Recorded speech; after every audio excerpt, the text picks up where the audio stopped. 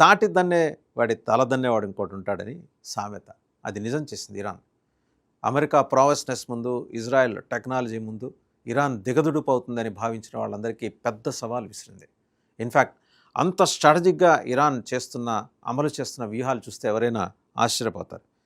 Hormuz జలసంధి, straight of Hormuz దగ్గర ఏం చేసిందంటే జీపీఎస్ జామింగ్ అలాగే ఎలక్ట్రానిక్ వార్ఫేర్ టెక్నిక్స్ ఉపయోగించేసి అమెరికా నౌకల నావిగేషన్ వ్యవస్థల్ని సంపూర్ణంగా దెబ్బతీసింది. సో ఏం అర్థం కావట్లే అక్కడ నౌకలకి.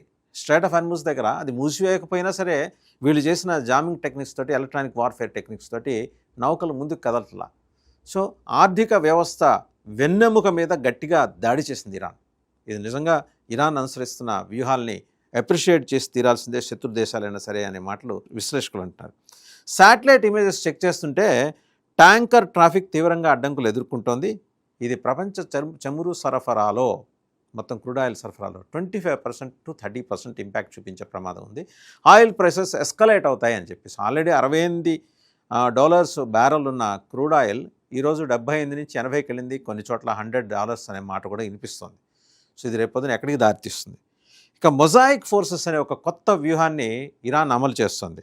డీసెంట్రలైజ్డ్ మొజాయిక్ డిఫెన్స్ అనే వ్యూహం అనమాట ఇరాన్ అమలు చేసేది.